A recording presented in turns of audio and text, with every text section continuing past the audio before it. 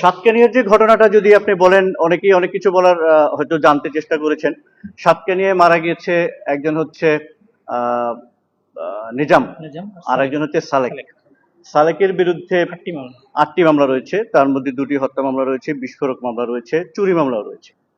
আর নিজামের বিরুদ্ধেও একটি মামলা রয়েছে। নিজাম সালেকের আমরা যদি গতিবিধি পর্যবেক্ষণ করি, বিগত 3 মাসে যে এলাকায় ওনারা মারা গিয়েছেন, বিগত 3 মাসে ওইখানে ওনারা 8বার গিয়েছেন, বিভিন্ন কাজে 8বার গিয়েছেন। ঘটনার দিন ওনারা 7টি সিএনজি যোগে গিয়েছিলেন, 7টি সিএনজি যোগে গিয়েছিলেন এবং ওইখানে যারা দোকানদার ছিল তাদের কাছে অস্ত্র প্রদর্শন করেছেন। এর 4-5 দিন আগে ওইখানে এক মেম্বারের স্ত্রীকে থাপ্পড় মেরেছিলেন, যার ফলে চাঁদার জন্য নিয়মিত এরা চাঁদার জন্য ওখানে যেতেন বলে আমরা তথ্য প্রমাণ পেয়েছি। এবং ওইখানে গিয়ে মেম্বারের স্ত্রীকে থাপ্পড় মারার পরে ওই এলাকার মধ্যে জনগণের মধ্যে একটা ক্ষোভের তৈরি হয়। এখানে অনেকে অনেক রাজনৈতিক কথা বলা হয়েছে যে কোনো বিশেষ একটি দলের কোনো ব্যক্তি বা কোনো চেয়ারম্যান ছিল কিনা। আসলে ওই বিশেষ ব্যক্তি বা চেয়ারম্যানকে আমরা কোথাও খুঁজে পাইনি, বা এই ধরনের কোনো তাদের যে কোনো সম্পৃক্ততা বা তাদের কোনো রাজনৈতিক সংশ্লিষ্টতা, এইভাবে কোনো রাজনৈতিক একটা প্রতিপক্ষের শক্ত অবস্থানে এরকম আমরা কোথাও খুঁজে পাইনি। বরঞ্চ আমরা যে একটা নিষিদ্ধ ঘোষিত সংগঠন থেকে শুরু করে তাদের আশ্রয়দাতাদের আমরা অবিরত খুঁজে যাচ্ছি।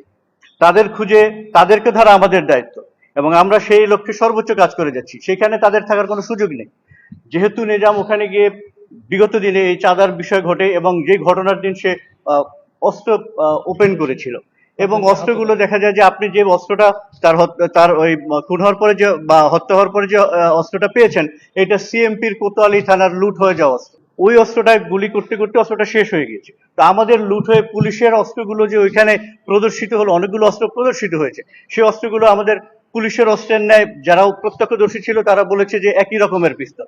তো আমাদের পিস্তল, আমাদের পুলিশের অনেক অস্ত্র খোয়া গিয়েছে।